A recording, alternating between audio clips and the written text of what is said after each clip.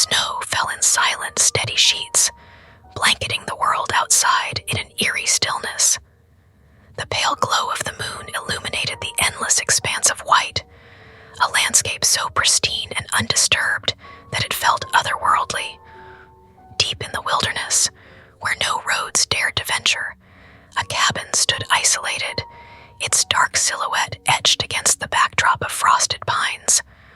Smoke curled lazily from the chimney, a small sign of life amidst the frozen desolation.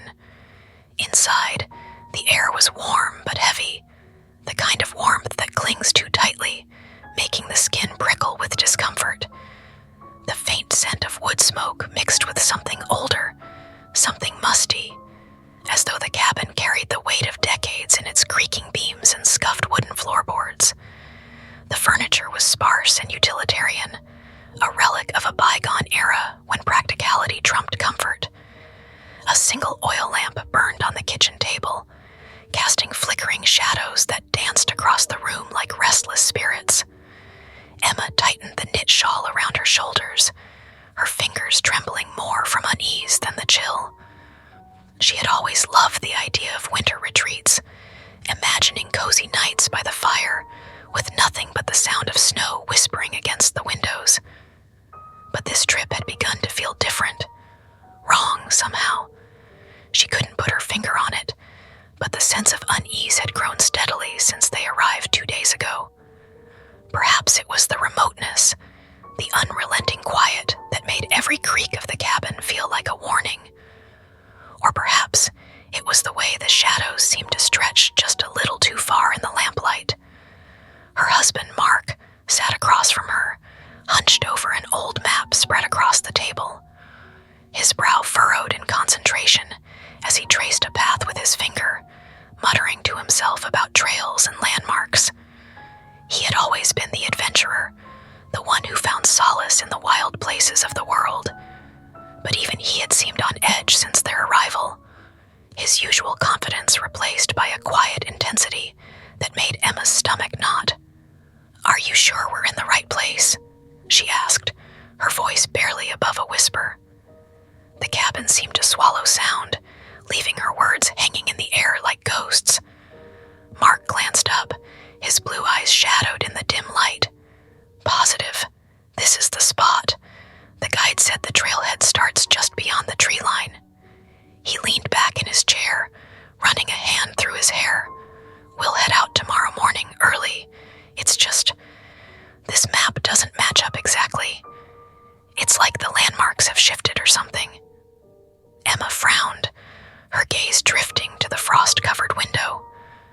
The snowstorm had subsided hours ago, but the world outside remained a sea of white, endless and unyielding. The thought of venturing out into that wilderness, with its silence and shadows, sent a shiver down her spine. "Maybe we should wait.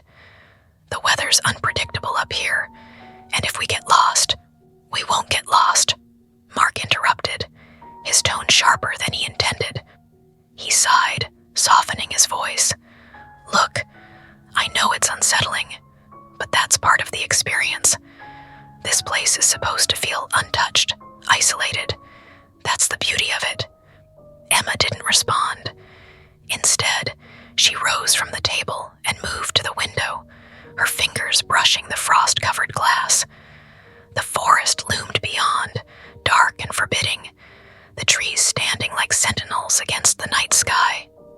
She thought she saw something move, a flicker of motion between the trunks, but when she blinked, it was gone. Just her imagination, she told herself. The mind plays tricks in the dark. The hours stretched on, each tick of the clock magnified in the oppressive silence. Mark eventually retired to the bedroom, leaving Emma alone with her thoughts. She curled up in the armchair by the fireplace, her shawl pulled tightly around her. The flames crackled softly, their glow a fragile barrier against the encroaching dark. Her eyes drifted to the mantel above the fireplace, where an old photograph sat in a tarnished silver frame.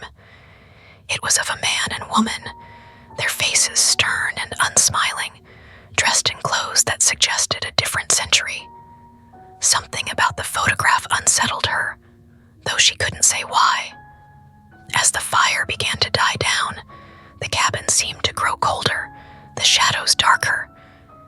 Emma's eyelids grew heavy, her head nodding forward as sleep threatened to overtake her.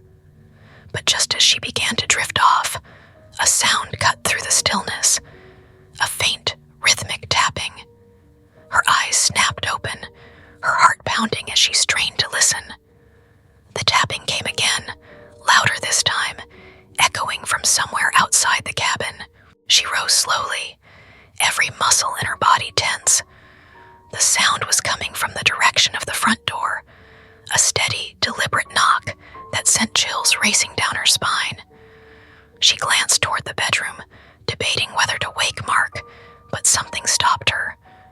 A strange sense of dread rooted her in place, as though whatever was on the other side of that door was something she didn't want to face. The knocking continued, patient and unyielding. Emma crept toward the door, her bare feet silent against the wooden floor. She pressed her ear to the rough wood, holding her breath as she tried to make out any sound beyond. The wind had picked up, howling through the trees, but beneath it, she thought she heard something else, a low, guttural murmur, too faint to discern.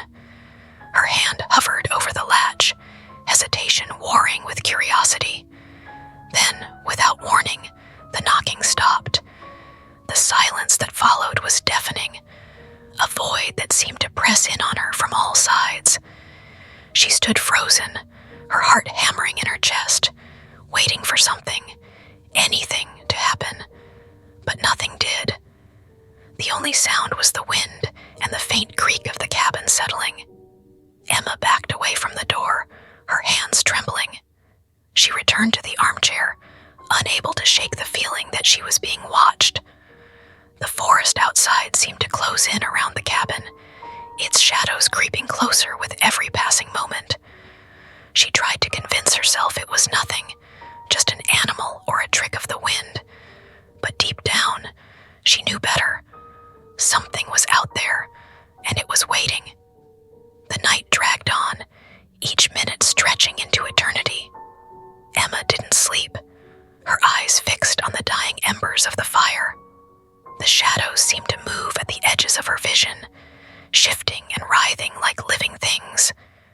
She thought she heard whispers, faint and indistinct, but when she turned her head, there was nothing. When dawn finally broke, pale and gray, Emma felt no relief.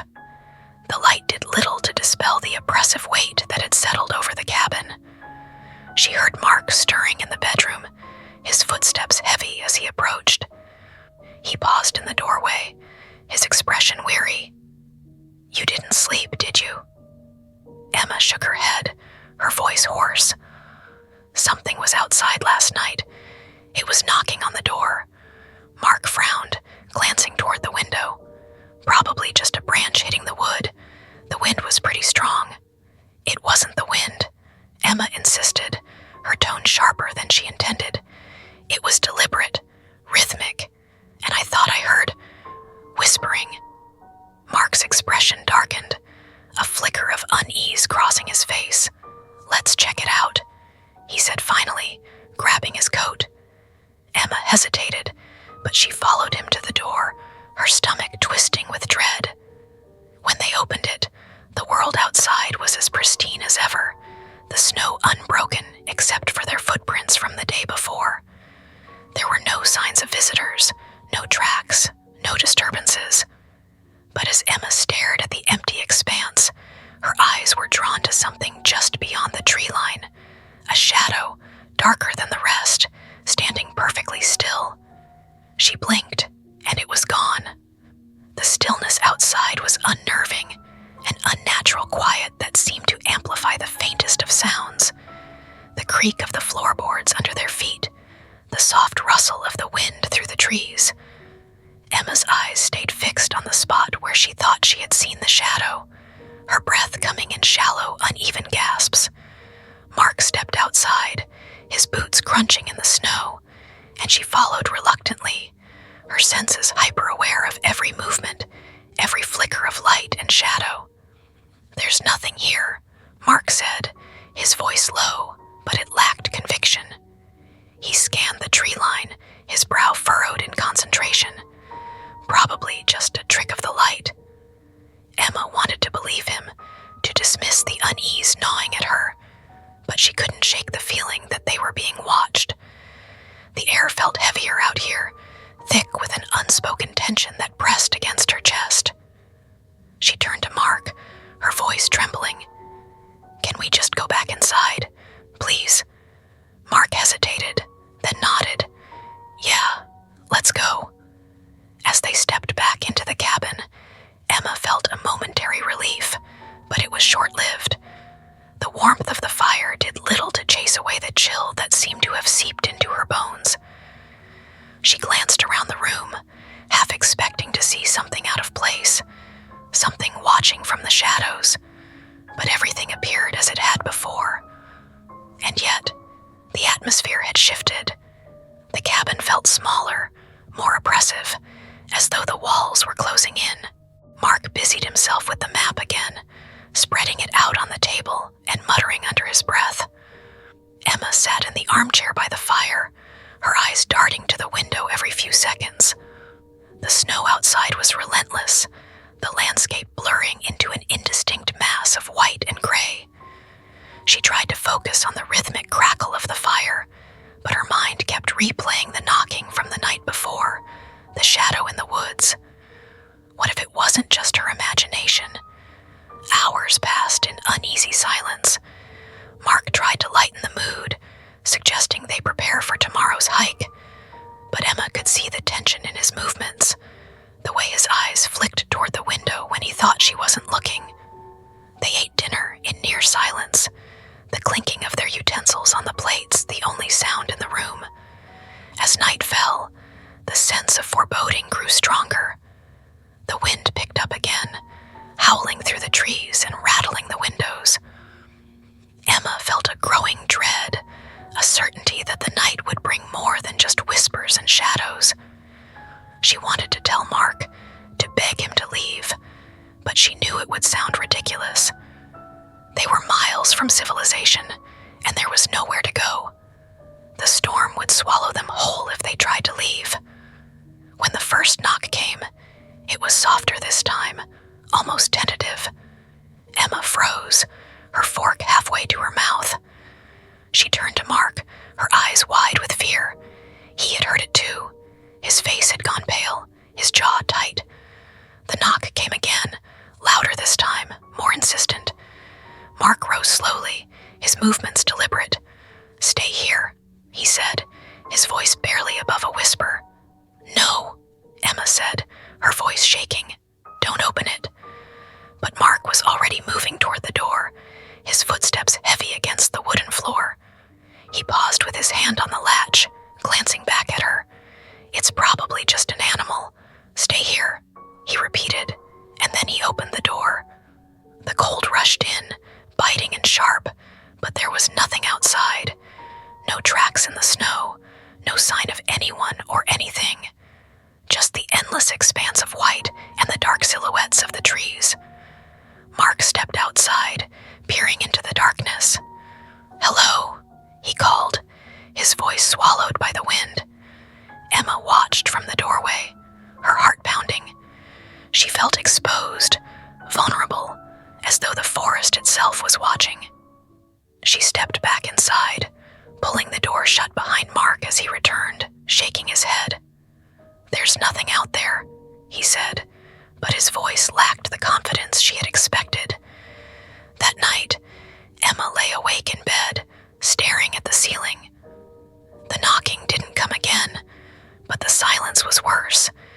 It was too deep, too absolute, broken only by the occasional groan of the cabin as it settled in the cold. She thought she heard whispers again, faint and indistinct, but when she strained to listen, they faded into the background noise of the wind. It was sometime after midnight when she heard it, a soft creak, like a footstep on the floorboards. She froze, her breath catching in her throat. Mark stirred beside her, but he didn't wake. Another creak, closer this time. Emma sat up slowly, her heart racing. The room was dark, the only light coming from the faint glow of the embers in the fireplace. She thought she saw movement near the edge of the bed, a shadow darker than the rest. She blinked, and it was gone. Her chest tightened, fear clawing at her throat. She reached out to shake Mark awake, but before she could touch him, she heard the faintest of whispers, so close it felt as though it came from just behind her ear. "Leave." Emma bolted upright, her hand clutching Mark's arm. He woke with a start, his eyes wide with confusion. What's wrong?" "Someone's in the cabin," she whispered, her voice barely audible. Mark sat up, his expression shifting from confusion to concern. He reached for the flashlight on the nightstand, switching it on and sweeping the beam across the room. The light revealed nothing out of the ordinary, just the worn furniture, the rug, the fireplace. But Emma couldn't shake the feeling that something was watching them, hiding just out of sight. Mark got up and checked the locks on the doors and windows, his movements tense.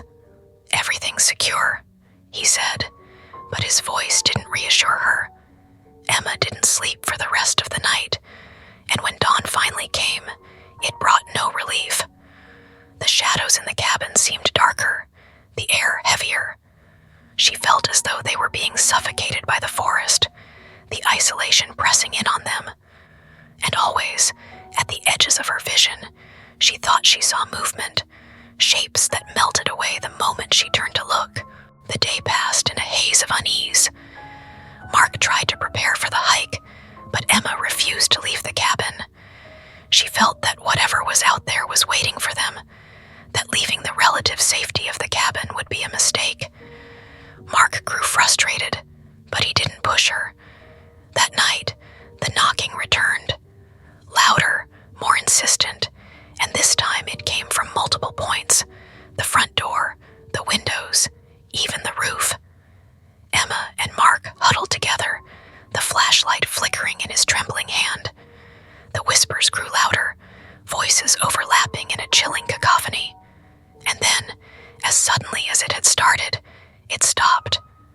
The silence that followed was suffocating, and when Emma dared to look outside, she saw them, shapes in the snow, figures standing motionless at the edge of the tree line, watching, waiting.